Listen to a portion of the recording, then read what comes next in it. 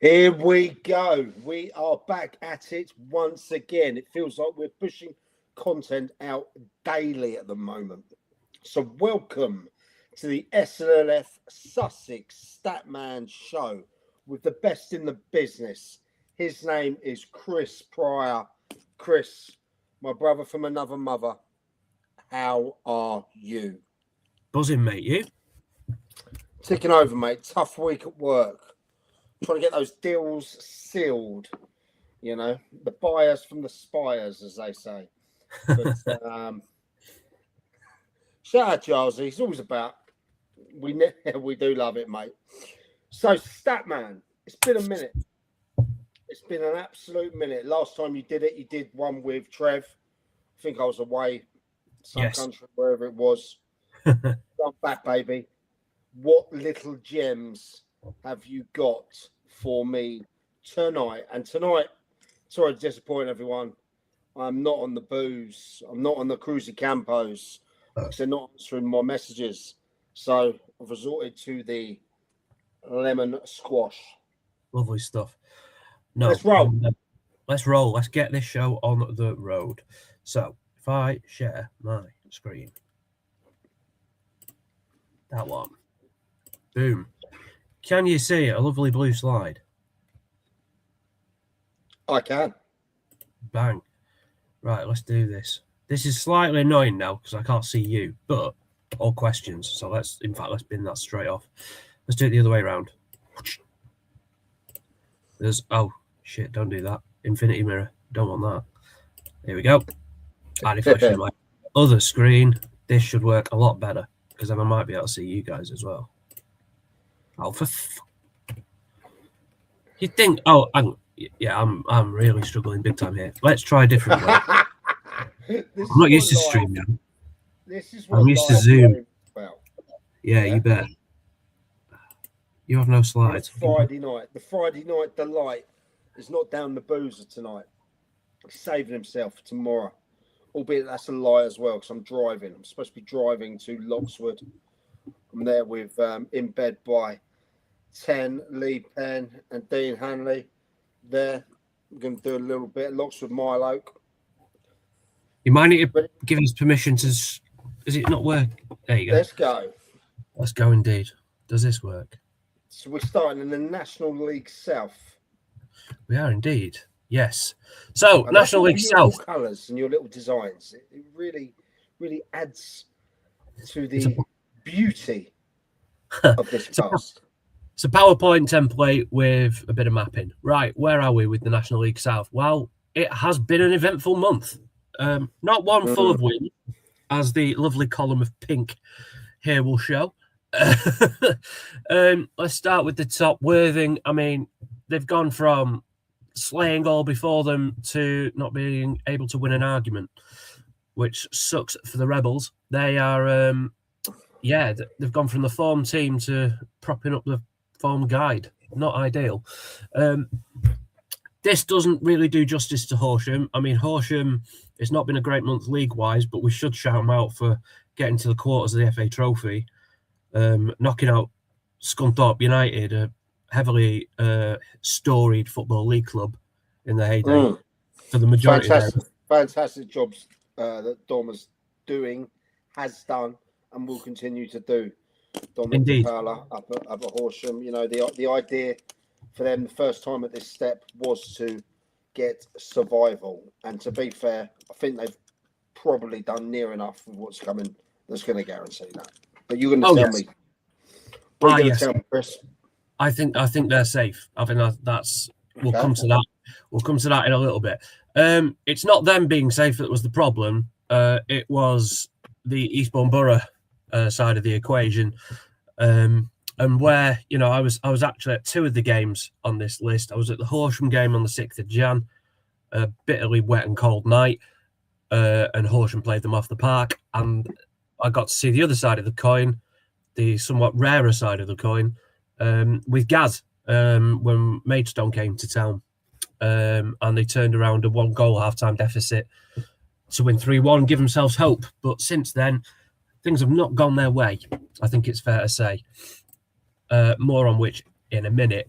But last time we did this, I think it was the start of Jan, and Worthing were flying high. They were top of the table. And they'd just beaten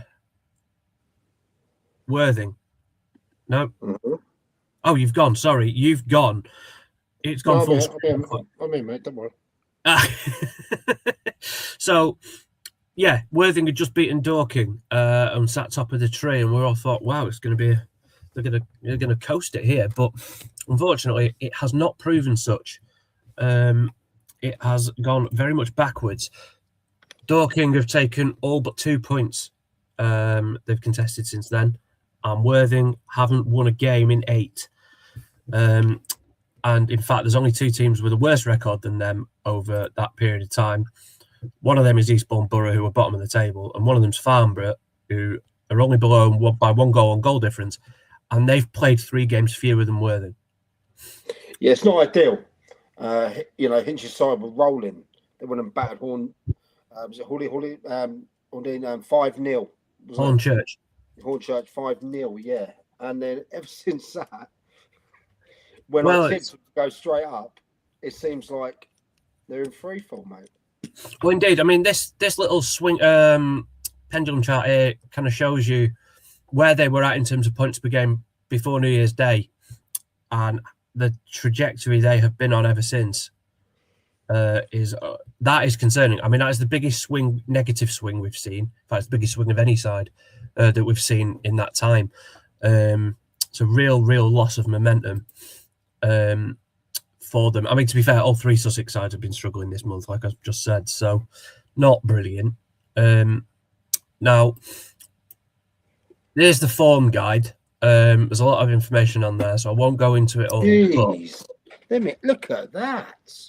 Well, I'll make it easier for you to read. There you go. Just highlight our side, shall I?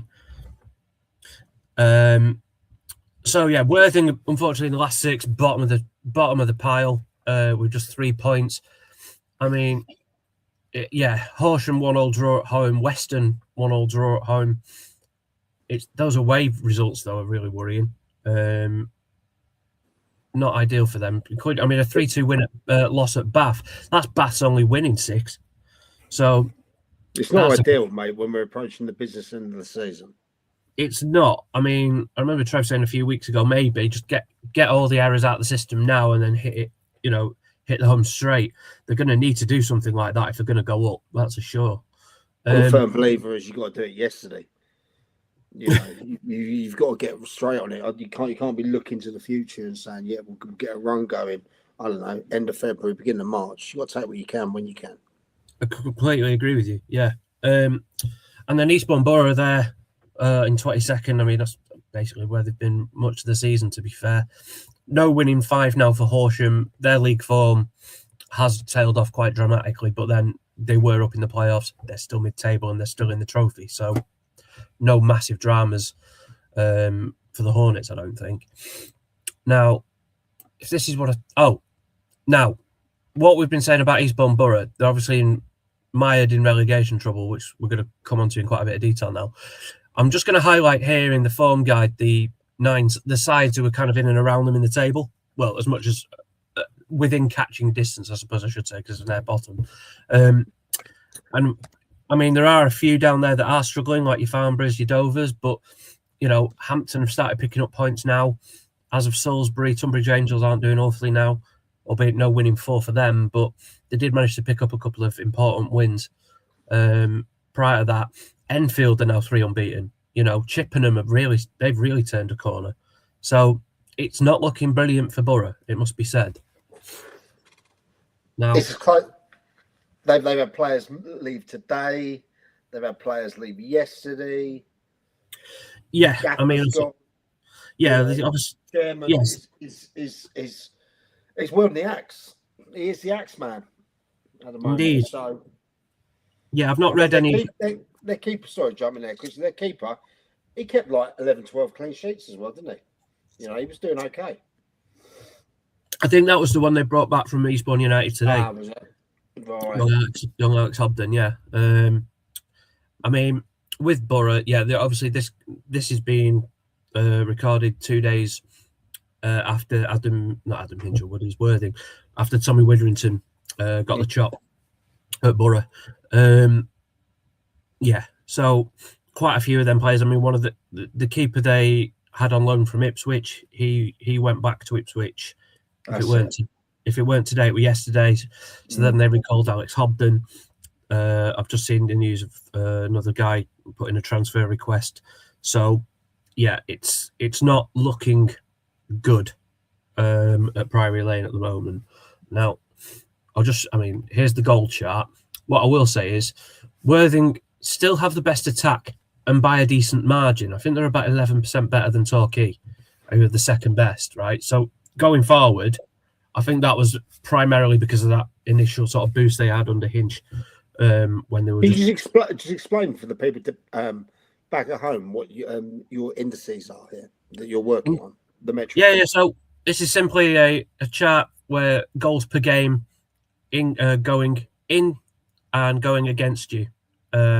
So it's just So at the moment, Worthing have got the best attack in the league, averaging 2.13 goals per game, and they've got the 11th best defence in conceding 1.23 goals per game.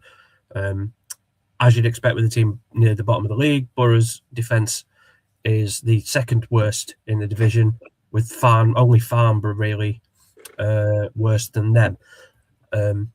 I think this is encouraging from Horsham. Like, obviously, there's a bit of a cluster of teams here, but again, first season in the division, you got the 7th best defence, conceding only just over a goal a game, and a middling attack, 1.28 goals per game. It's not a very high-scoring division. This certainly when we come to the teams in the leagues further down, you'll see a lot more, a lot higher numbers on these charts, because I forgot to skip them. So, but yeah, just wanted to say, Worthing, when we last did this show, Worthing were up here somewhere. They were averaging about 3 a game at some point. Like, they were going real good guns. They've just had a bit of a wobble, as we've discussed many times on the show. Now, this one, strap in. This is... I'm locked in. This I've is... seen this one before.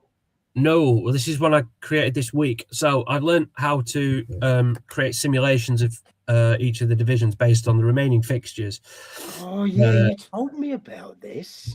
This is what you simulated it 10,000 times, didn't you? Or something. Indeed, like yes. that. Yes. So right, I'm locked in. I'm listening. So what this is now is showing for the result of that. So this is the order of the teams based on how many points I expect them to get. And that's based on that 10,000 simulations. And then what these are, this is obviously the positions in the league and how many times they came in that position. So, for example, Worthing, in 4.6% of the scenarios, Worthing won the league. And how many? So that's this number here, Worthing. So you find Worthing and you go along to the number 1 column. And it's here where I'm circling my mouse. So it's 4.6% of the time Worthing came out on top of these scenarios. It's pretty close between Torquay, Dorking and Hornchurch, to be fair. And to be fair, in 85% of scenarios, Worthing got a playoff place. So they're not, they're still up there. But it's very much advantage Torquay and Dorking at the moment. At the other end of the table, it really does not paint a particularly pretty picture for Eastbourne Borough. They come bottom 35% of the time and they get relegated 94% of it. 94%, 94 times out of 100 in your simulations, they are relegated. Yes. It don't look good, lad. That's really not looking great for them, no. Now, on to the relegation battle. I've put the relegation probabilities here. They have changed a bit, unfortunately. Oh, shit. I must have forgotten to update this table. Oh, yeah, this was before I learned about...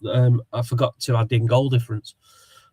When I added goal difference in and it got worse. How many different factors are you putting into these simulations? I mean, you should be working for like OpenAI or Musk or someone like that, mate. It's no, it's just really like a savant, don't they? Isn't that what it is like that? No, another word ending. I think another word ending in T is what I get called more often. But anyway, so this one, yeah. So this is actually factoring in goal difference now, so it's even worse. 97.5% of the time, so only 2.5% chance of survival based on that. It isn't looking good. I did start filling in a table in here about pros and cons for Eastbourne Borough, but unfortunately, one of them was experienced manager. And then I was doing this on Sunday, and then obviously on Wednesday you got the boot. So I don't know. Yeah, who do you reckon goes in? Huh? Who goes in? Do you reckon? I don't know. I mean, I know there was talk of Brad Barry because you live over there. Yeah, but I'm not exactly plugged into the Eastbourne Borough mainframe. They're not, you know. I don't really have any contacts at Borough at all.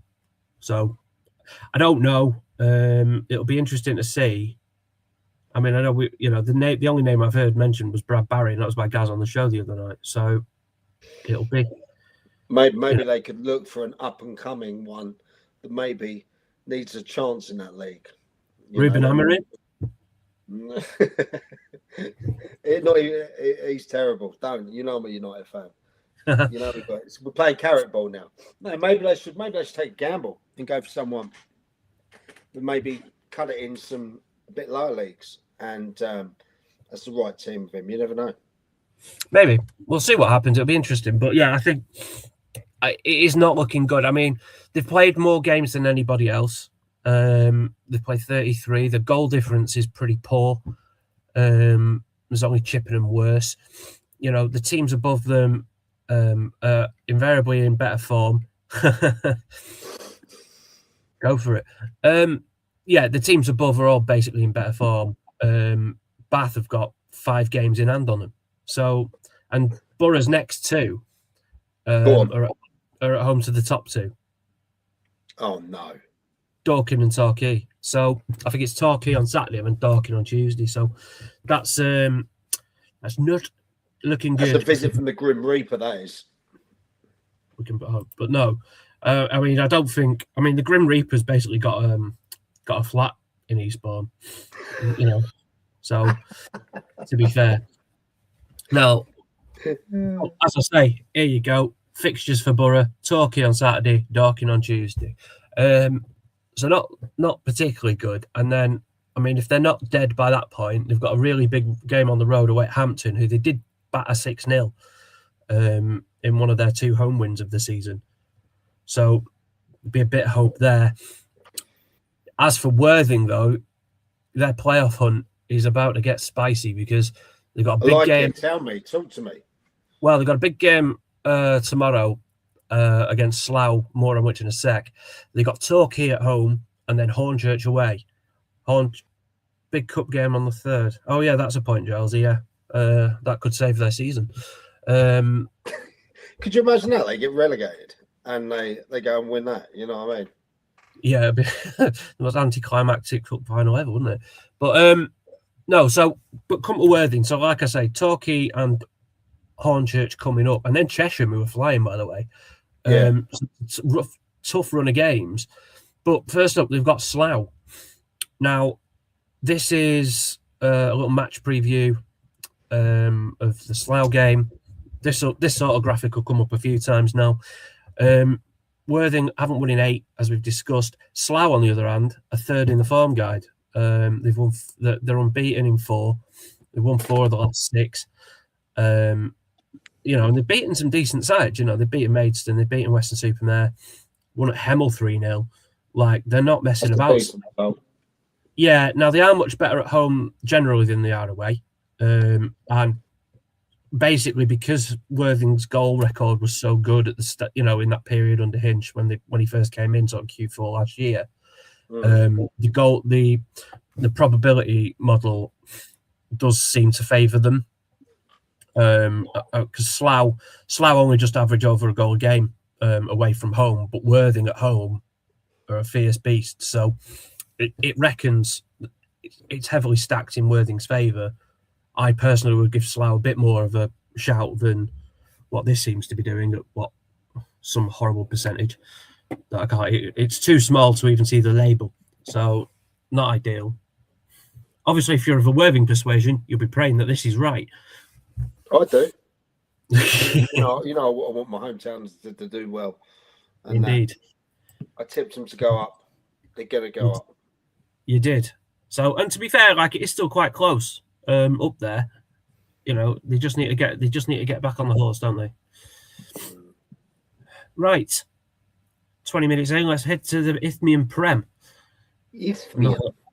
Another division in which I've seen games this month, because everything else got rained off. So where are we with this? Well, not a bad month, to be fair, particularly if you're a Whitehawk fan.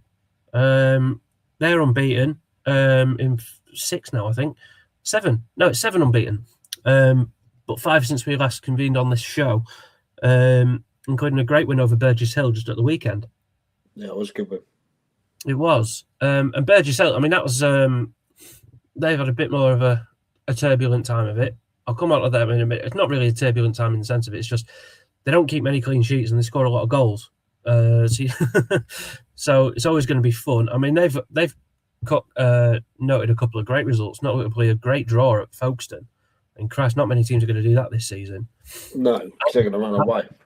Yeah, and they've taken 4 points off Dartford this season, who I know they're 7th now, but they've been in and around the playoffs all season. So that's a credit to them. Chichester have had a bit of a wobble, but equally they did record a fantastic win away at Chatham from 2-0 down. They were 2 down with about, with about 20 to go. They were 2-0 down. I mean, they've had a really hard run. Actually, their last 4 games, they've had to play Averley twice, who were flying. Billericay away. Now, Billericay are the form side in the league. And Chatham. Yeah. So, actually, taking 4 points out of those games isn't too shabby. And then Lewis, Paul Lewis. I mean, we had Pitts on just a couple of nights ago. Didn't he speak well? Yeah, I was dead impressed with him.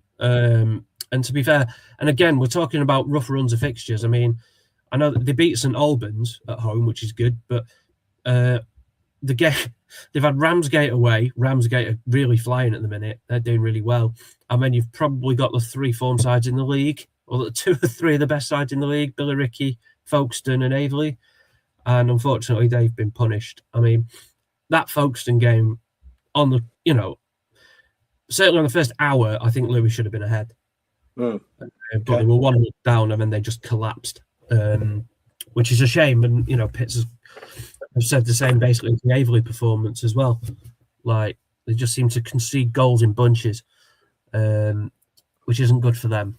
But yeah, ultimately, all 4 of the sides are looking pretty good. They're not going to go down.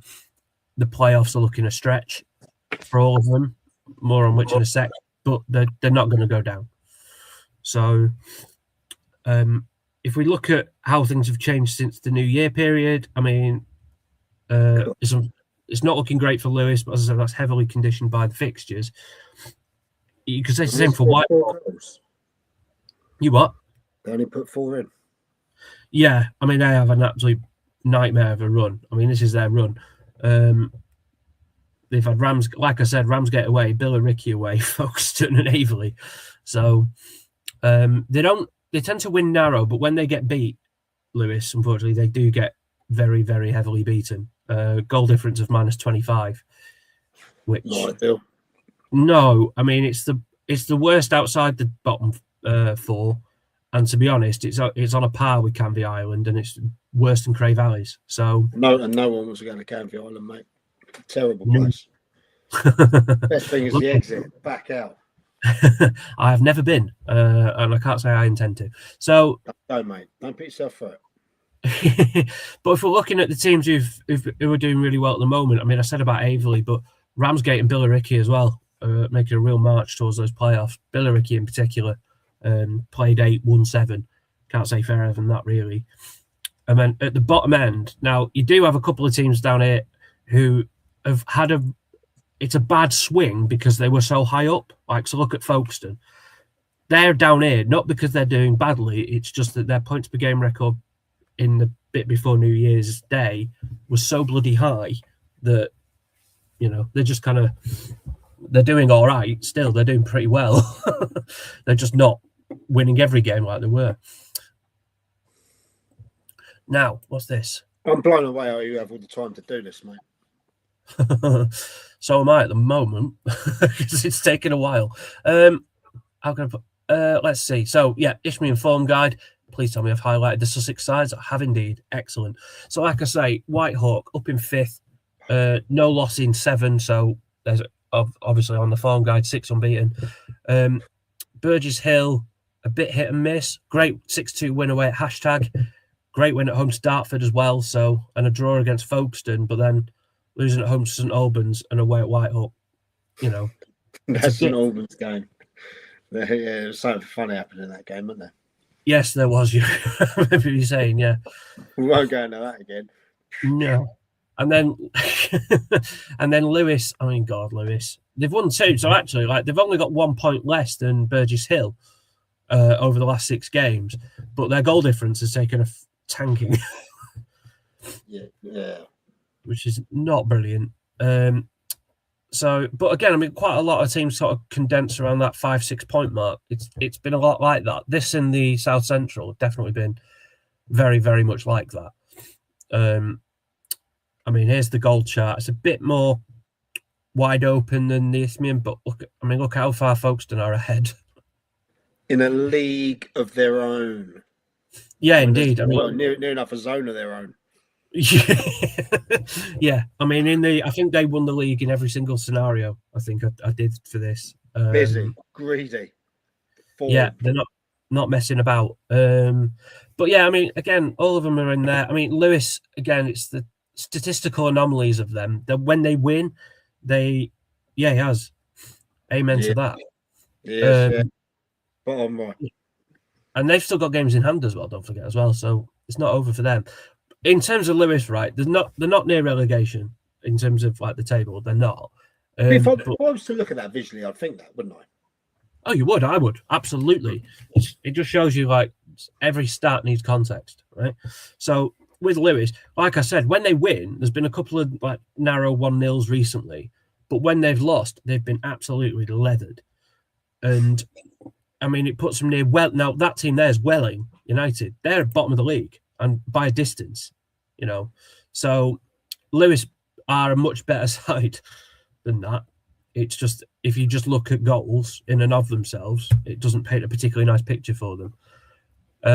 And yeah, the league's entertainers are Burgess Hill. Like they're the closest to it. 8th best attack, 17th best defense.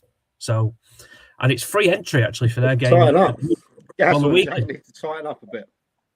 Yeah, but it's their game. They've got Wingate and Finchley at home at the weekend, and it's free entry, I believe.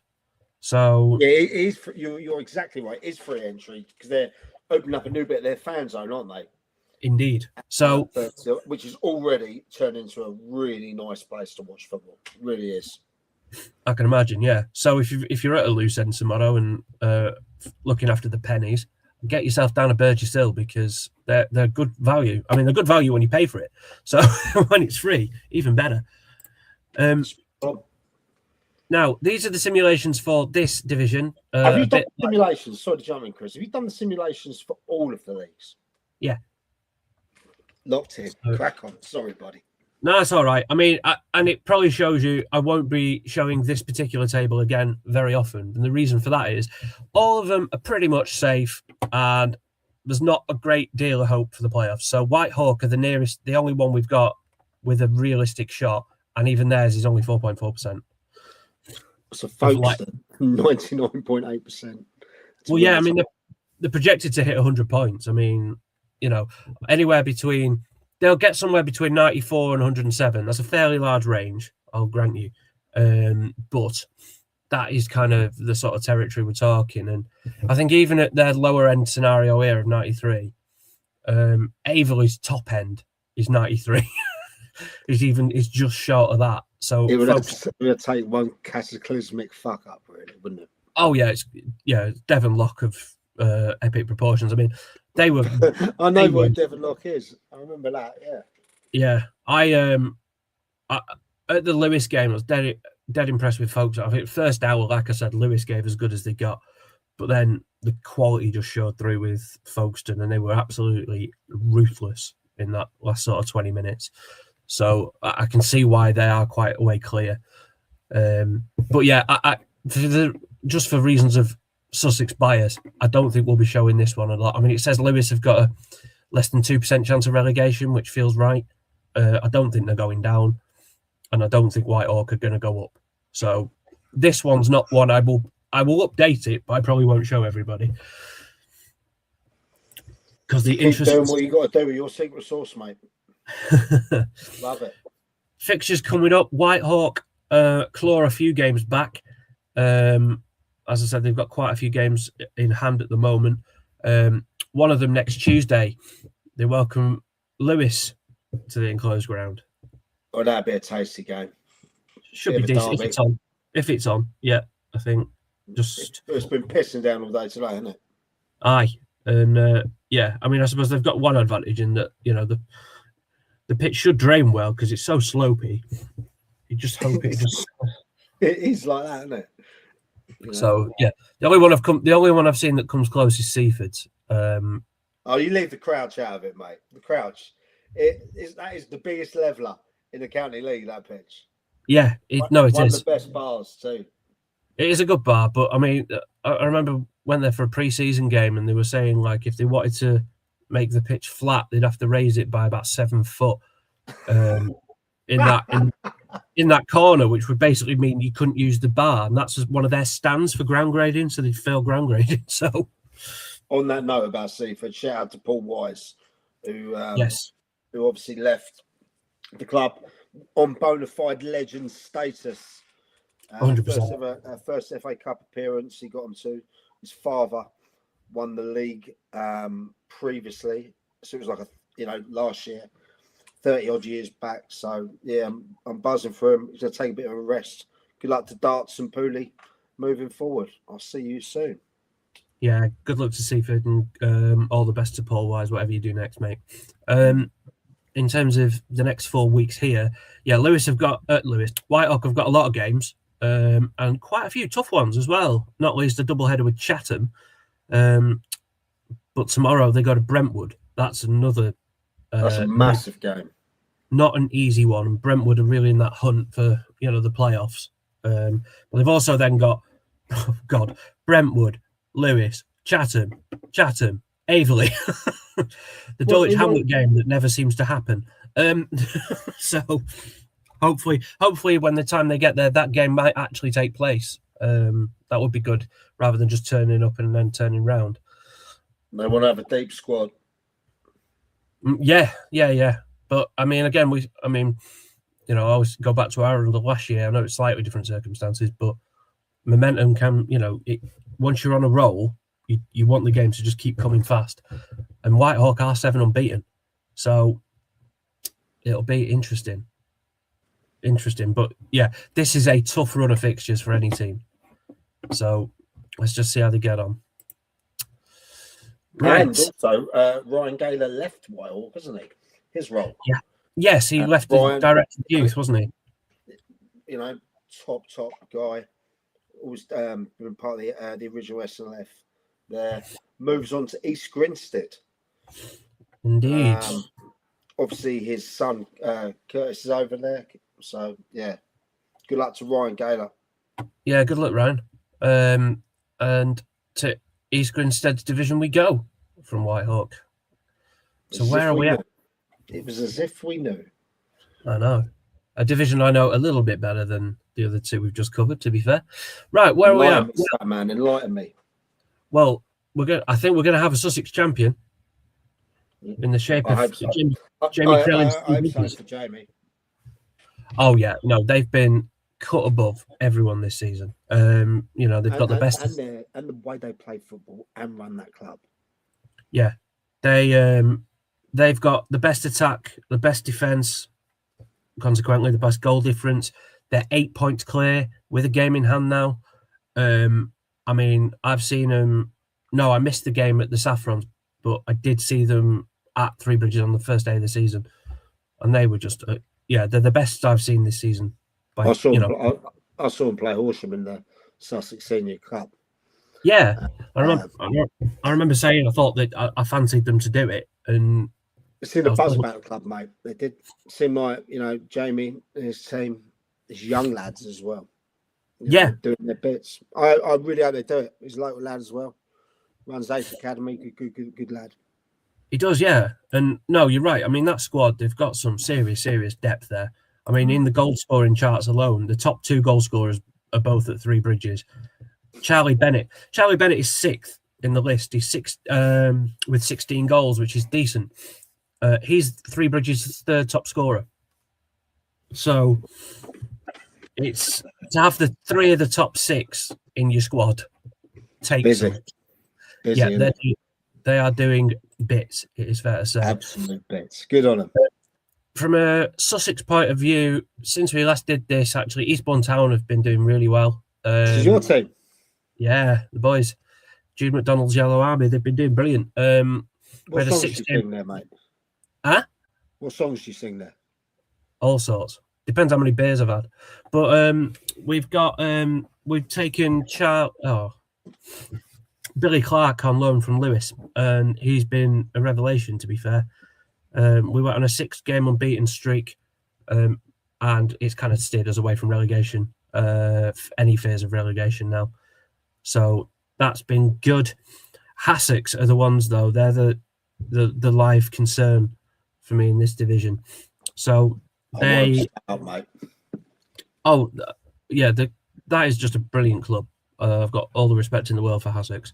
When they came up with a fantastic result on Saturday, beating Erith Town, who were at the time directly above them and who they then leapfrogged 3-0. That was massive for them. Biggest win of the season in the league, I think, and was back-to-back wins, I think, for the first time this season. So great bit of momentum. A chance, mate. Yeah, they have, although East Grinstead did them absolutely zero favours by then shipping 7 to Erith on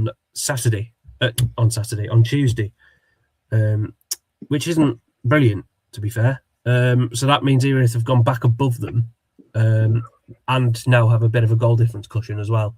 So we'll come on to that relegation battle in a minute. It's an ideal world. Erith go down, all the Sussex lads stay up. Well, 3 of I still fancy a Sussex team to get relegated. Yeah. Something tells me a Sussex club might go down. Looking at the momentum shifts, I mean, Erith are actually, got to give them props. They've been doing bits. They've taken 4 wins from 6, which is a massive change for them. And it's probably the difference between them being outside of the relegation zone and deep in it. It's good to see 2 Sussex sides in the top tranche, though. Both Eastbourne Town and Crowborough Athletic, both doing bits. Shout out to Crowborough. Yeah, Crowborough. Great. I think they're still in a position where they have only lost back-to-back games twice this season, which, considering this is their first season back up at step 4, that is impressive. What's also good to see is we haven't got any Sussex sides in the bottom trench of teams who are swinging, going the other way and losing form. So that's good to see. Here is the form guide. If I just focus in on the Sussex sides, again, Three Bridges top it. Not a massive surprise there, to be fair. No. I mean, the only loss there was 3-2 at Deal. Deal are a good side. To be fair, I mean, Deal are there second actually in the form guide, so you can see that they're not. The only game they've lost actually in that time was down at the Saffrons, so they're not messing about. And then Hastings are the one though. 5 had had a win now. That must be a concern to anyone at the Pilot Field. I expect Dave knows exactly where he is with the lads. Yeah, I mean, they did lose James Stone as well, who's moved on to Burgess Hill. And he is a goal threat, particularly at this level. He got 20 goals last year for Eastbourne Town. And that is a side that wasn't scoring lots of goals. So to score 20 goals in that is pretty decent. So yeah, losing him can't have helped. What about Simo? Simo, Crow. Brobridge. Yeah, I mean, again, they're not flush, with resource, and No, they're again, not. They're not. They do great with what they do. That's they do. And you look at really those results. They've lost 3 of the last 6, granted, but who've they lost to? 3 Bridges, 4. That can happen. Yeah. Away at 3 Bridges, that's the toughest game in the league. Yeah. Deal at home. I've just sung Deal's praises. They're a good side. They know what they're doing. Herne Bay away. Now, Herne Bay are not a bad side, actually. I think they're 9th in the table. They're having a bit of a wobble at the minute, but they're not a bad side by any means. And then Sittingbourne. Now, Sittingbourne are doing bits at the minute. Again, you can just see them in the form. Basically, the top 3 in the form guide. Yes, well, exactly my point. And Broadbridge have been a bit like, when they had that run at the start of the season, that was basically just they had an absolute bitch of a run. And then they kind of corrected themselves. And I think they might just be in that sort of cycle again, where the fixture list hasn't helped them. But they've won at Sheppey, they've won at East Grinstead, so that's the two games you'd expect them to win. They've won. The games where you think they might struggle, they have. But I think what will probably hurt, though, is the fact that they let in 7 to Sittingbourne, and I think 4 of them came in the last 10 minutes. Yeah, I saw that. It was like 90, 92, 93.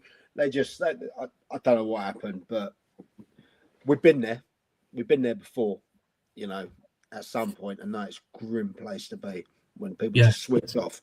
I mean, I'm assuming that's what happened. Yeah, I think it's a bit of a Lewis versus Folkestone sort of scenario again. I mean, with 5 minutes to go, it was 3-1.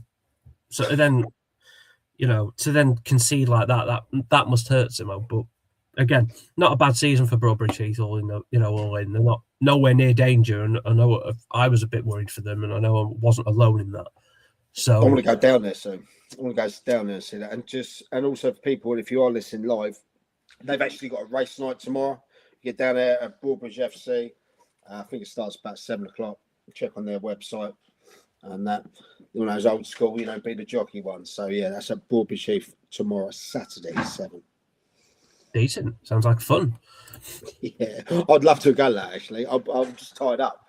I've done those before. They're quality. Now, for reasons I don't understand, I do understand actually, because I ran out of time. I've done the scenarios. I won't bore you with the whole matrix of it here, but this is the current situation at the bottom of the table, where like I said, Hassocks are the sort of main concern here. Now, my models, unfortunately, 77% of the time predicted them to go down. Let's hope you're wrong. Let's hope your models are wrong, mate. I'd love to be wrong. I'd love to be wrong. But like I said, they have got a bit of momentum now. Back-to-back wins for the first time this season. The interesting thing is, though, they've still got 3 massive home games against Beckenham, who are 21st, VCD, who are 20th. They'll beat VCD. They will beat VCD. And then on Good Friday, they welcome Hastings. Whoa! Now that could be absolutely massive if Hastings continue on this sort of run. I mean, there's only 4 points in it actually between them. That's a big game to kick off the bank holiday. Yeah, big time. Erith have got a game in hand on both. Goal difference somewhat favours Hastings, but yeah, that's what I will say is actually Hassocks have got the 10th best defence in the league. Solid. Well, considering again, this is their first ever season. Westlake boys got them solid at the back. Yeah. Well, and again, this is their first season at Step 4. Again, and this is got to take them out often what they're trying to do down there as a club. Do you know what I mean? Yeah, huge. And they weren't paying any money up until this season, so that is absolute mad props to them. But like I say, I mean, Erith's form is a concern. They've won 4 of the last 6, and they have a game. It's a good concern, that is. What, Erith being in good form? They've been in. Oh, you said they're in bad form. No, I said they're in good form. Good form. Look, they've won 4 of the last 6. Goal difference now favours Erith, thanks to the result on Tuesday at East Grinstead. And the goals per game for Hassocks is the second lowest actually in the league. So they don't let many in, but they don't score many either. What I will say, though, is they've scored 5 in the last 2. Now, they've played Sheppey and Erith. Now, maybe that's a sign. Maybe something's clicking. We can but hope. I hope so. I've got absolutely nothing but respect for Sussex as a club. Yeah. And actually, they've got a massive game tomorrow before the race night down at Broadbridge Heath. They go to Broadbridge Heath. Now, Broadbridge are also not in great form, but we've just discussed it's mostly been against teams, with the greatest respect, that have got better resources than you would expect to do that. But they've won the games against the teams below them in Sheppey and Erith. So, Sheppey and Erith? No, Sheppey and East Grinstead. Beg your pardon. It's mostly on Sussex now. Sussex really need a result, probably definitely more than Broadbridge do. I remember saying on the show on Wednesday, and we'll come to the County Prem in a bit, you'll now start, I think, seeing results where you might not expect it on paper, but when you then factor in actually who's got what to play for, you might start seeing not shocks, but it will be shocks based on league position, but the teams who have the biggest motivation to do something will. Maybe this is one of them occasions. I hope so. Keeps it ticking along. I'll have to see it. Like you say, I wish no ill on Simo and Broadbridge Heath, but the Sussex, from a Sussex point of view, Sussex need is greater at the minute. Well, I suppose, yeah. But they'll both be going for the points, those gaffers. Oh, 100%, yeah, and rightly so. Wouldn't want it any other way. A lot of fixtures on the graph. Again, this is more for anybody looking at this, not live as such. I won't go through them all. But yeah, I mean, in terms of Sussex, bit of battle for survival, this is the one with a massive box round it. Beckenham at home. That is huge for Sussex. They'll win that. And they'll say, I mean, it's a shame for them in a sense that it's at the same time as Hastings going to East Grinstead. Or East Grinstead going to Hastings, I should say. Because that'll probably give Hastings a bit of an oomph. But luckily for them, Erith go to Three Bridges. So that could be a bit of a decent weekend for Sussex, hopefully. Or it could be that shock you're talking about. I don't know. Three Bridges has still very much got something to play for.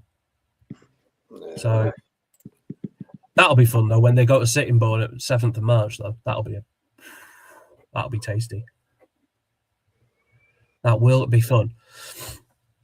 Right. The South Central, a league which I think collectively you and I know probably the least about. But I'll do my best. Right. I know where it is, and I know that LA are in it. Yeah, indeed. I mean, even the map is ugly. I mean, look, I've just made a rhombus. Like, what the fuck? Anyway, 13. This league is very much a top few, a bottom few, and a massive middle. 13 teams here split by just 9 points. Which means, I mean, Rains Park Vale are 7th. They're 11 points off the playoffs, but they're only 8 points off the drop. 9 points off the drop. So this league is mad. It's been a bit of a weird month for both of our sides as well. Littlehampton, I mean, there's only been one win for Littlehampton. That was on New Year's Day. That was away at Bognor. Yeah, I bet they love that. I know. That's a proper derby, that is. Indeed. Well, yeah, I remember Trev went and he said it was good fun. But yeah, Bognor. New Year's Day. Yeah, I mean, to be honest, if it wasn't so far away from here, I might have done it. But anyway, Bognor, not a great month for Bognor. I mean, you beat South Park, which isn't too bad. Southall, I mean, given where they are in the table, you know, a win at home to them should be bare minimum, really. But there's been a bit of, Littlehampton now, after that run of 6 without a win, including defeat with Met Police, who are now just a point behind them. A draw with Fareham. Now, when Fareham got that draw, they had 10 points. That's not good. I bet Mission like that. No. Also a draw with Southall, we were below them now. It's looking tighter than it did. It's looking a lot tighter than it did, actually, for Littlehampton. Here's their form guide relative to the rest of the league. Not great. As I said, I mean, it's only Ascot United who are doing worse over the course of 6 games. I mean, they've not lost. They've only lost 2, but they're just not. They're just not scoring enough. I think it's a bit of a thing. That would be my summation of it. They're not scoring enough. Gaskell's been out for a couple of games now on the bench. He has, yeah. And earlier in the season, goal scoring was very much their problem. I think they've failed to score in like half their games after about 16 games. Or win 3-0. Or win 3. Yeah, that was it. It was shit or bust, wasn't it? It was just all or nothing. Mentality, love it. Now, in terms of the bottom 9, and again, as I said, it is looking a little bit tighter for Littlehampton than it ought to do, and certainly than it did. So I've had a look at the bottom 9 and how they're doing form guide wise, because Littlehampton's form isn't great. And I picked up the table on Wednesday, and I was like, so many of these teams are in good form. Binfield, if they'd played for the whole season, they might actually be in with a shout of promotion the way they're cracking up. They beat Leatherhead 5-4. Now that's runaway leaders Leatherhead. That's some game, 5-4. Yeah, it's absolutely ludicrous. But then you've got Horndean, who, when Worthing aren't beating them 5-0, they're doing bits here now too. Kingstonian are starting to turn it around a bit. So there's a lot of teams basically in better form than Littlehampton who are now catching them up, which I would be. Again, I don't think Littlehampton will go down. I think they've got enough in the tank, and I think they've got enough on the board. They won't go down. No, they won't go down. No. All right. But again, they're weird. And look at this at Littlehampton. They average a goal and a half a game. As we said, they either score 3 or they score 0. So they average right, a half a game. If you turn up, who scores the first goal, though, it's going to go. Basically, yeah. Sportsman. And again, like what I said about this league, having a top few and a bottom couple, and then just a middle. And this is exactly that. You've got these 3 here. So it's like Leatherhead, Westfield, and Hanworth Villa, and then a bit of a gap, and then a massive morass of teams here, and then a gap, and then Fareham and Horndean. So very weird division, very weird. Here is the relegation sort of point. Now, when I showed this for the southeast, where Sussex and Hastings reside, there were 3 teams. It was basically saying that the relegation battle is just one spot now. The 3 from 2021 and 22 are gone. Here, you've got 2 teams who are gone, and then nobody has a more than 50% chance of going down. So it's basically saying there's going to be 2 spots. Ascot are likely to take one of them, but then take your pick, really. Binfield will get out of it. They've got 4 games in hand on Littlehampton, and a decent and a decent goal difference with it. Kingstonian have got games in hand and a decent goal difference. So only 2 of these bottom 9 haven't won in their last 6. One of them's Ascot. The other one's Littlehampton. So it isn't looking brilliant. And actually, Littlehampton's record against the teams in this sort of mini league isn't brilliant either. They've won 3 of 12, which would be a concern. In fact, it's only Fareham and Horndean who've got worse record than Littlehampton do in that sort of mini league. But 24% chance when I reran the numbers. So, because there was games on Wednesday. So, when I reran the numbers, it's 1 in 4 chance they go down. Take it. Yeah. Take it. Again, to reiterate, I do not think they will go down. I don't. But we can't rule it out. In terms of fixtures coming up as well, the run is not looking. Oh, yeah, I haven't updated this, have I? Because they've played Westfield since then. There we go. That's why their percentage chance got worse, because they played on Wednesday. Right, Harrow. We've got Harrow away. That won't be easy. Range Park Vale. I know they're 10th, but they started like a train. And then they, died off. They derailed. So that's not 10th is a bit of an overstatement there. And and then it's like games at Egham, the Sarnies at home. That'll be tough. Portchester away won't be easy. That was where Bognor started the season with a 5-4 win. So, interesting game. Yeah. Right. Here we go. It's getting some meat and potatoes, mate. Indeed. What's been going on in the County League? Well, then. What has been going on? Well, we have new leaders since we last did this. Move my cat. It keeps... Oh, puss. Right, let's crack on. Let's get busy. Right. County League, where are we at? We've got new leaders. The Barrowmen, the top. Stenning Town. Hammy and Hollis. They are, yeah. I mean, they're cracking on, aren't they? I mean, they've only lost one game in about 4 months, and that was to Guernsey. That's no mean feat. No, Guernsey are flying as well. Hayward Heath is still very much in control of this race. They're 3 points off. Yeah, but they've got a better goal difference, and they have 3 games in hand. So it's still very much theirs to lose. But Stenning are now top. Guernsey are not a million miles off either. They have been flying. They've won 12 of their last 13 games, which is bananas. That is a great run by anybody's standards. Peacehaven are also flying. I was at their victory against Hayward Heath on Tuesday night. They're not on the bounce, aren't they, Shows, man? Yeah, exactly that. They've been cracking. And they were fantastic on Tuesday. They absolutely deserved the win against Hayward Heath. So, did the ball go over the line? It did, didn't it? Oh yeah, it did. Yeah. And that's the second time that's happened in recent weeks. Well, the other one was in Stenning away at Guernsey. Yeah, and that was a game.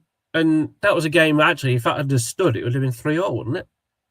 Yeah, and they had a goal given offside that was clearly a yard on.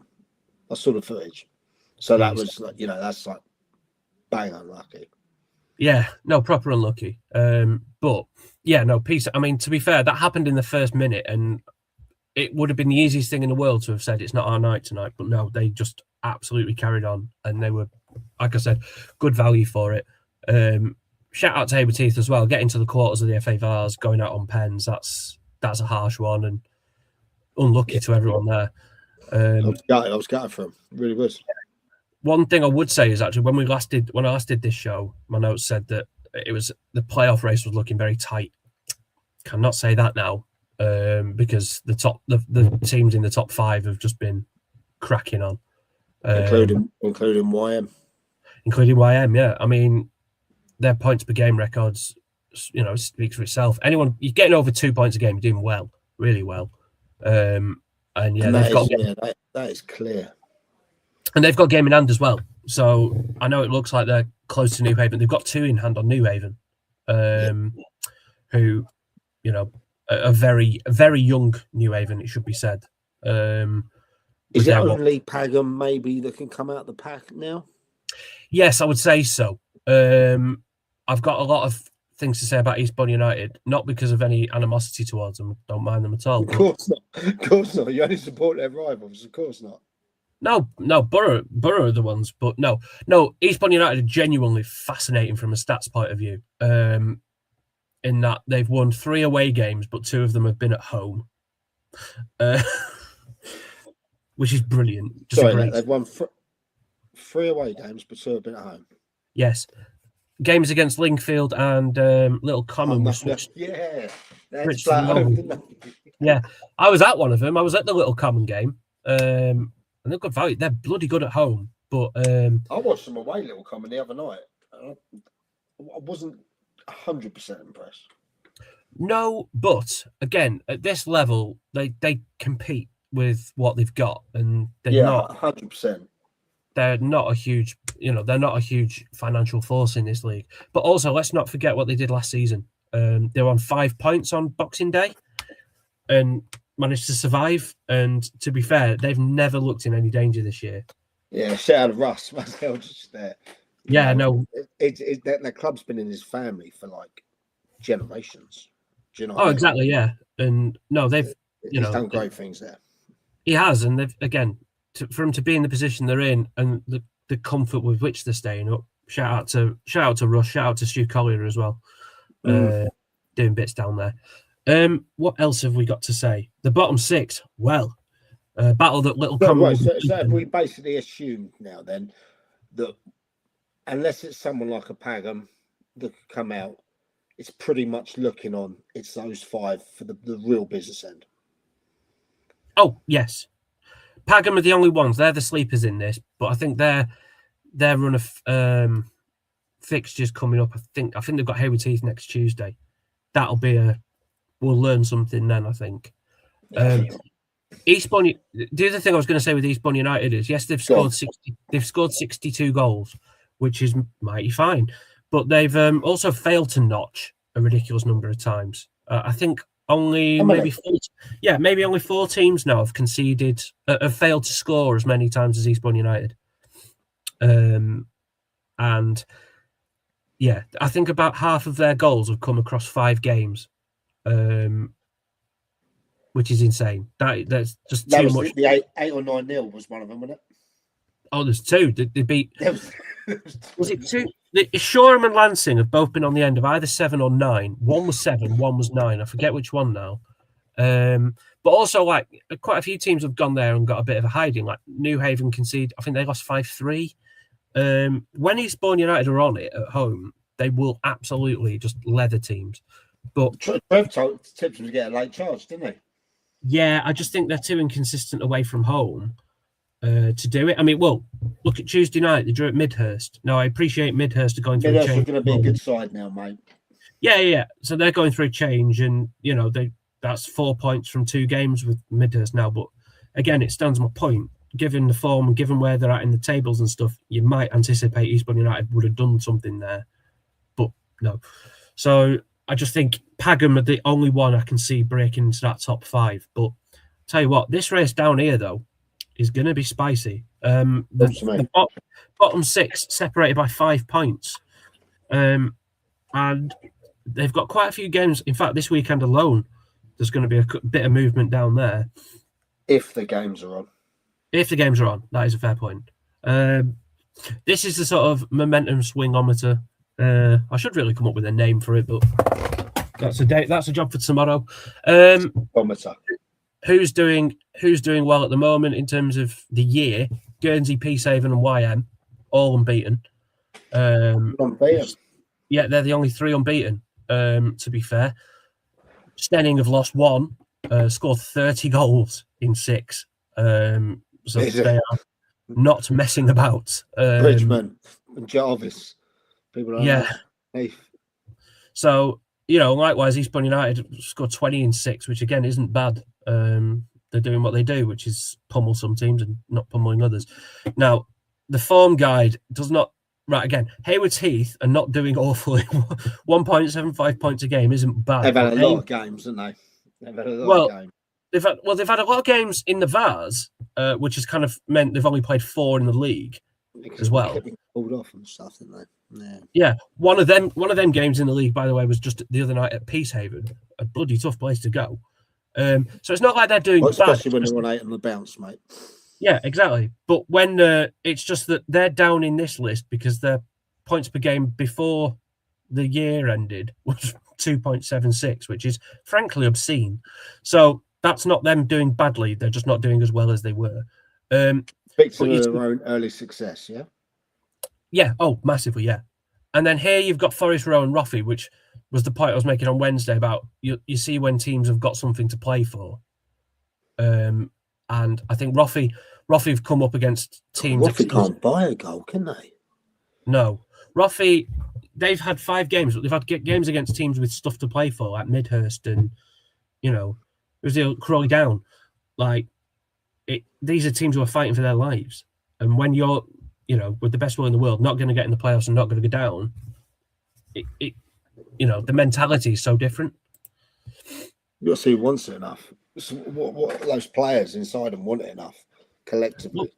Well, the interesting thing was the last game they won was at home to YM, which is a derby. Was it New Year's Day around that sort of time? And I think that was quite a bit of I think it was a spicy game, from what I understand. Be a derby with those lads, of course it would be. Well, exactly. Expect anything less. And this is what I mean about that motivation, you know. Yeah. So, 2 teams that won it. yeah, quite. And then, you know, Forest Row as well. All these teams, YM, Peacehaven, Haywards Heath, Pagham, Valdinians, all got stuff to play for. Mm. So, you know, you're seeing teams who, again, win against teams above them in the league, but who've probably got less to play for. So that's an interesting dynamic. Wick won't like looking at this with 21 conceded in 6. They got 12, placed in the weekend. 12 in 2. Yeah, well, again, New Haven, I mean, I know they are occasionally on the end of a battering, but they're pretty good going forward. So they're not a team you particularly want to...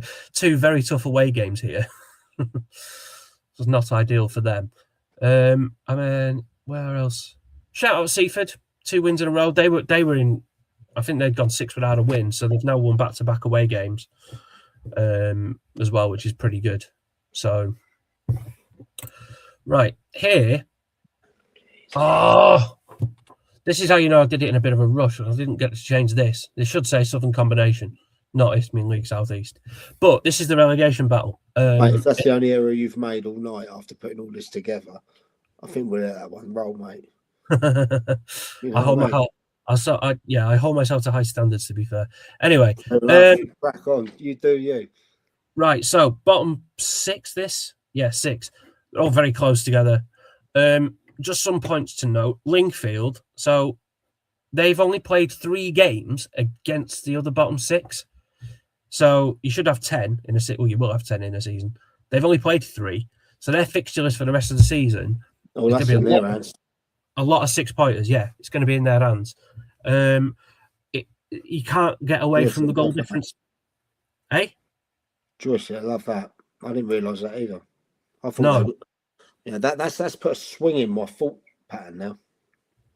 Good in that, you know, it just shows you what you cut the data a different way, and you do get a different output sometimes. Like I remember thinking about home and away records as well, and I think Pagham's was really, really stacked. Their home record looked poor, but it's because they played all the good teams, and their away record looked really mint, and it was because they played all the bottom half. And I was like, that's got to even itself out at some point. Just has to. Other bits to know. I mean, you can't get away from the goal difference point, given they are so closely stacked together. These teams, it really does put a bit of a mark against Lancing and Shoreham. You know, even if they get a point, for example, at the weekend, Lancing, and they go level with Valdinians, the goal difference will just keep them in that zone. So that could be an absolute deciding factor. What a game of the bottom, Shoreham versus Lancing. Well, yeah, quite.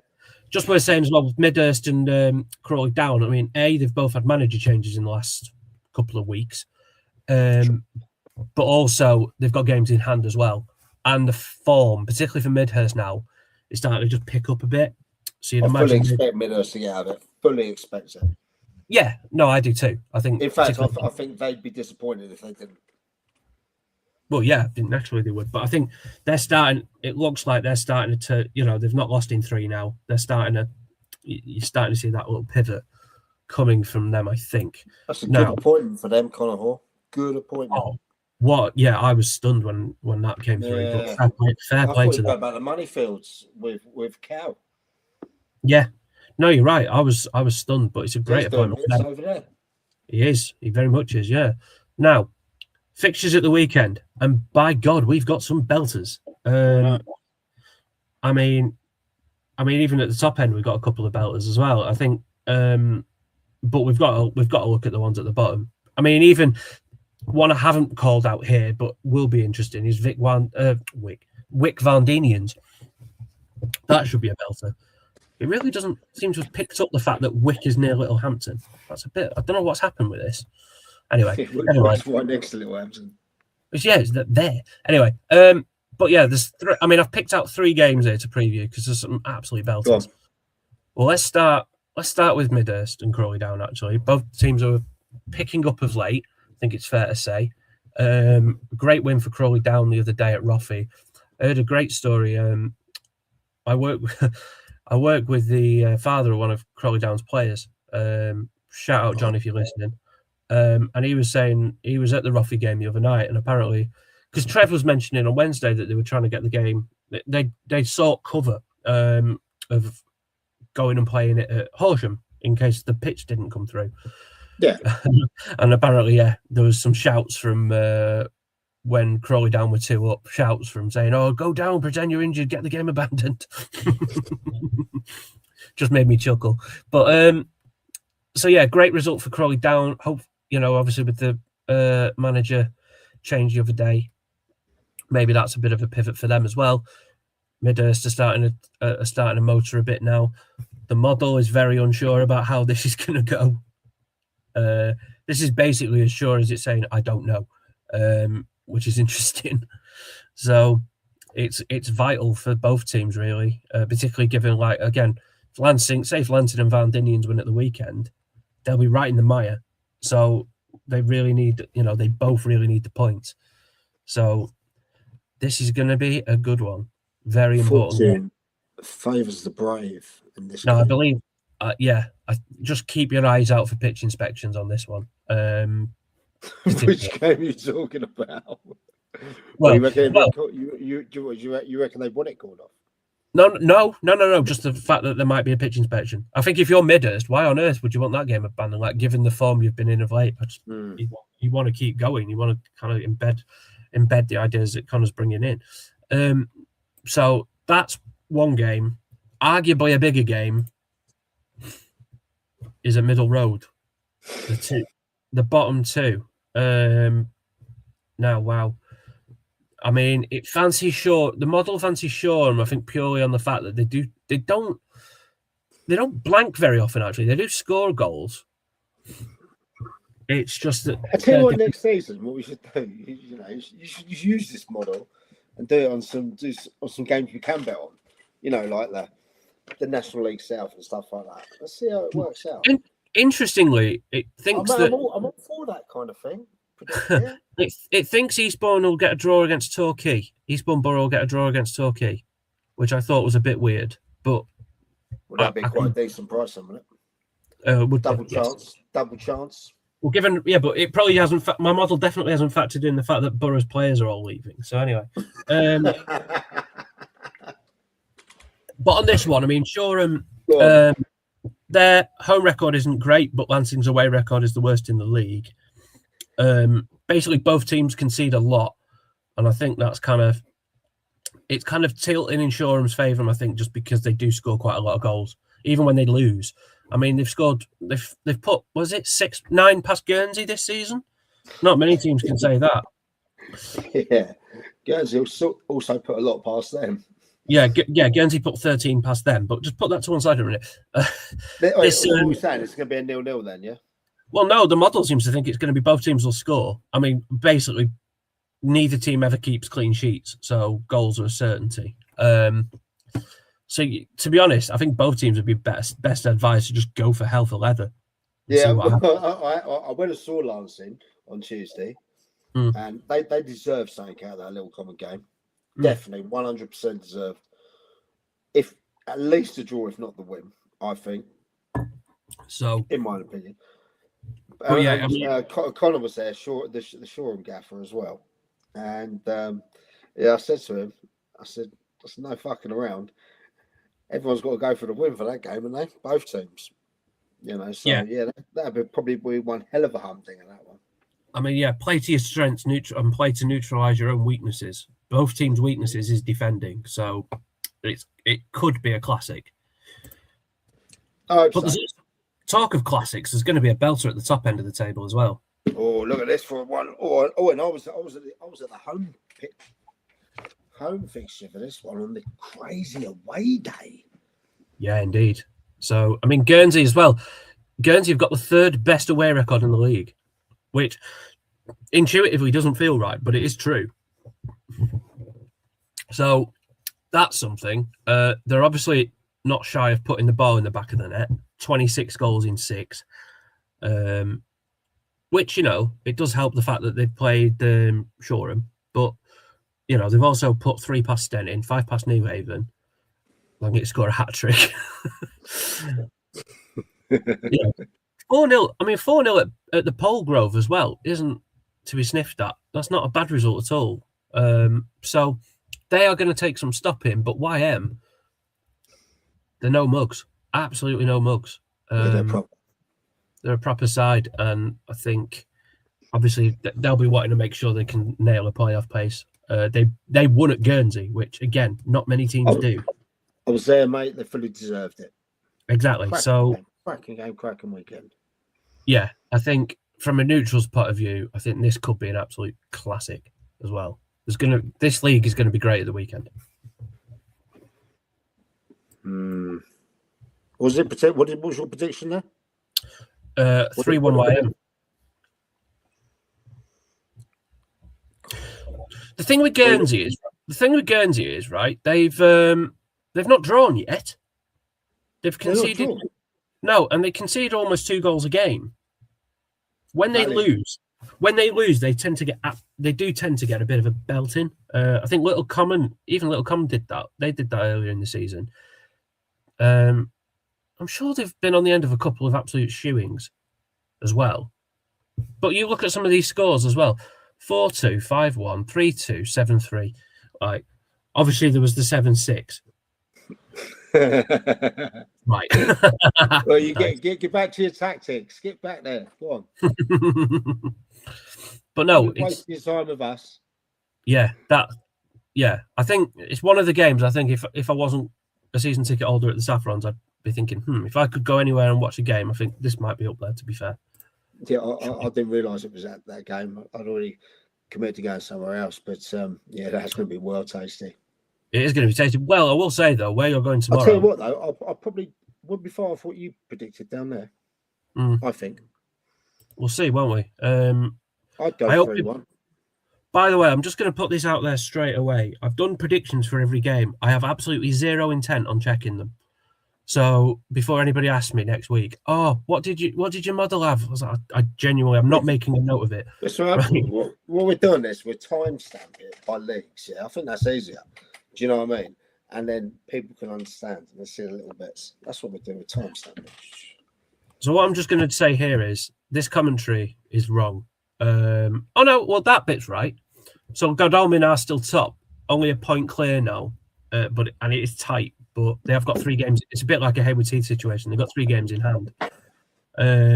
So the next few sides, this is where the commentary starts getting a rise. I'm just going to delete it, to be honest, because it's doing mine. I will rewrite that at some point.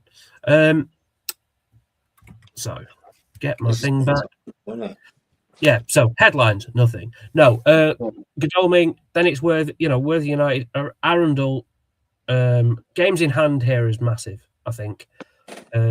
Obviously, over the last few weeks, we've seen quite a lot of games postponed, not just Arundel and Uckfield, but everywhere. Billingshurst have taken to playing games at other venues, or they had done. It's this game's played. There's a reason I colour code it, so you can see like who's got games in hand and stuff. Because there's going to be teams here with significant backlogs. Uckfield, Oakwood as well. Have been unlucky with the weather. So they can't get a game on anywhere at Oakwood. Do you know what I mean? Well, no, as we've said, like Arundel's pitch is in the middle of a lake. Built on wetlands. Yeah, exactly. So there's teams they're restricted to what they can do. So it's a bit of a shame, but it's still quite a lot to go for. I mean, I'm not going to lie. I think these 2 teams down here, Uckfield and Copthorne, are probably gone. But the remaining. I don't relegate teams. My model. Not until they're really gone. I hate it. No, my model might. Well, actually, I don't like the team. I don't care. I was going to say, to be fair, I was pretty strong on Borough a few weeks ago going down. It looks like they will. So anyway, I'm not Gaz. Gaz is the guy who swings the sword of Damocles, isn't he? Gaz is the axe man. He just renegates them after about 4 games. He goes, they're down. They're down. They're gone. Right. So with this, now you'll note when I've done this before, I've started at the start of the year. There hasn't been enough games in Division 1, so I've had to go back to the start of December, just so we've got a table with enough games in it, right? So it's good to see the 2 teams who were top actually were Step 7 last year. Ringmer and Woolcountians. Shout out Tommy Hadden. Yeah, quite. No, they've been doing bits as you know. I was at the game with Selzy, and I still haven't seen Walkoutians in the flesh. no, I haven't. I've seen Jarvis. I saw Jarvis Brook and Ringmer face off earlier in the season. And Walkoutians won the first game of the season 5-0 at Arundel. They did, yeah. So they're not messing about. And look, this season, and They you know, got team of the week. I remember. yeah, and since the start of the season, since December, like they've been the most improved side. You know, they've only dropped 2 points. So shout out to them. Shout out to Ringmer. Shout out to Loxwood as well. They were struggling. I'm there tomorrow. Yeah, well, they were struggling. I mean, they were on just a point a game. They've been on the end of a couple of hide-ins, but they've really shored it up since then. You know, they've played 6, conceded 7. That's pretty good, actually. So fair play to them. That's not easy. Yeah. Be my first visit to the Nest tomorrow. Oh, it's a beautiful place. I remember going once. Rocky, isn't it? A bit, yeah. We went when Town went, we offered the game nearly got delayed because Ollie Davies's car broke down, and we drove past and we were like, oh, that doesn't look good. And then we thought, hang on, they're wearing Town tracksuits. And it was Ollie and Annie, and Jude was spitting feathers. He was absolutely livid because we'd offered them a lift to the ground, but Ollie was like, no, I've got to stay here because someone's coming to pick my car up. I was like, all right. Fair one. And Jude was spitting feathers. He was absolutely livid. And he said, you two better perform now. And we won 4-0. And I think Ollie got 2. And he was brilliant as well. And he's like, fine, just don't do it again. But it was a beautiful sunny day. Had a few ciders. It was just beautiful. Billingshurst dropped. Yeah, but they've dropped a bit, actually. Yeah, fair. I was going to say, because quite a few teams in this table, and I've gone back to the start of December. Arguably, I could have gone back further. But some teams have not played many games at all. You know, Godalming haven't conceded a goal. Uckfield haven't scored a goal. But then ruthless at the back.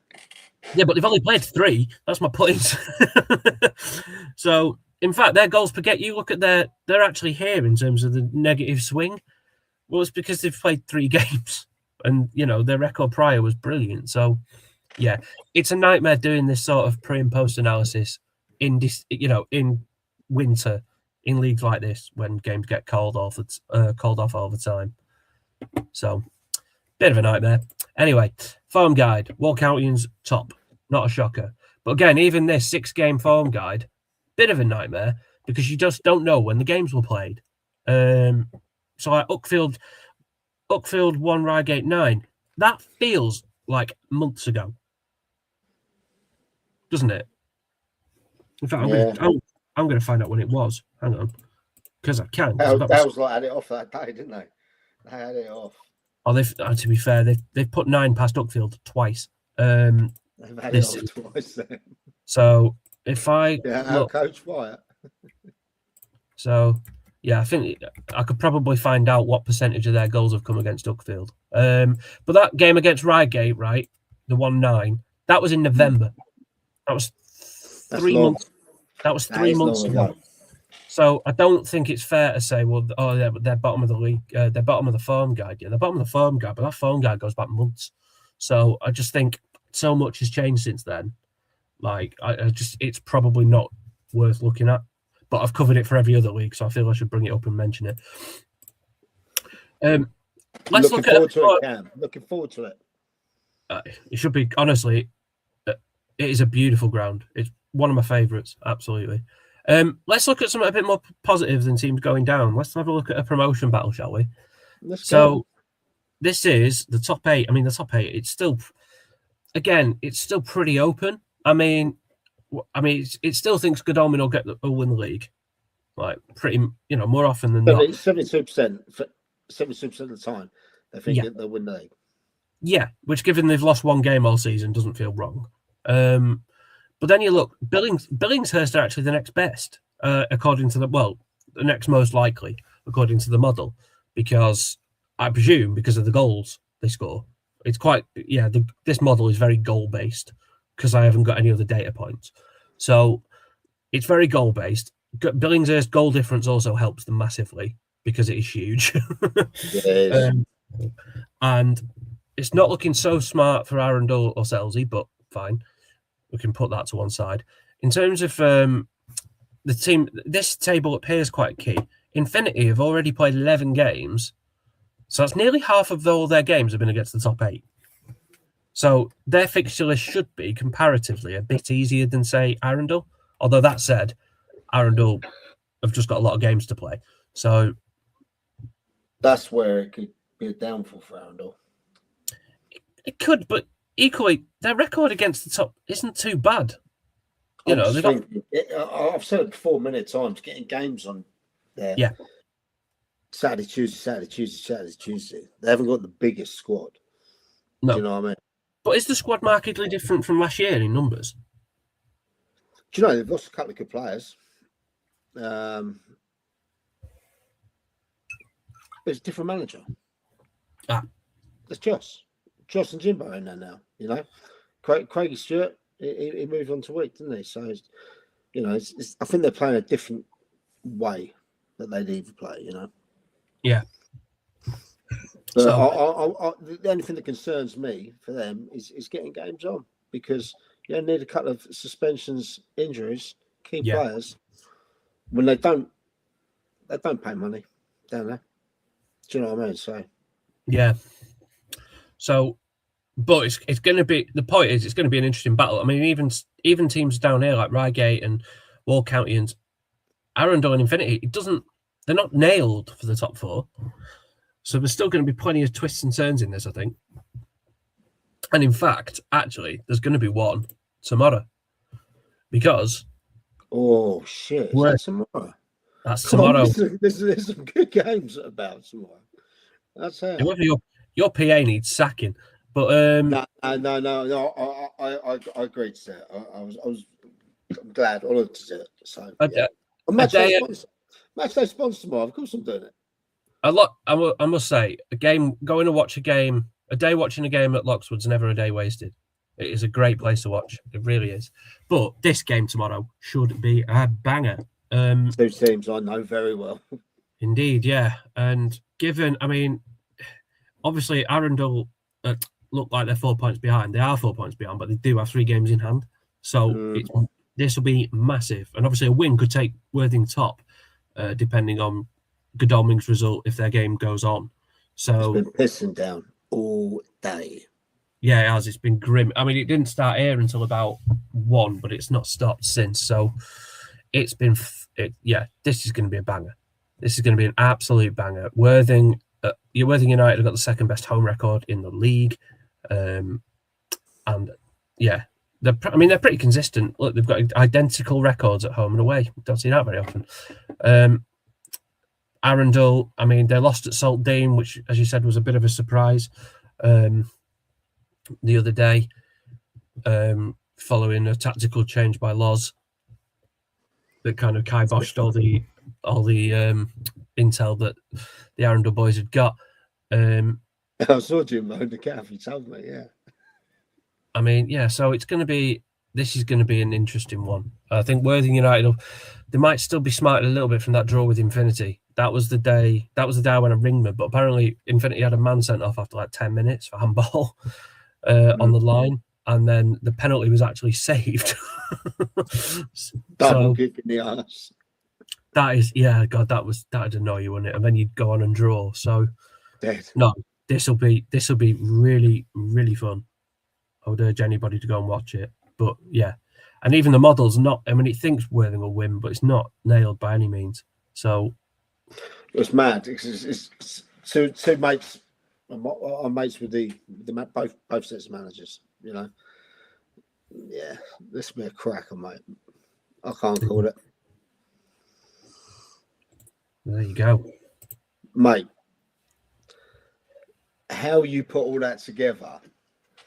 You know what I mean? In your spare time, when you're doing your job, not for one person, for 2, because we know that.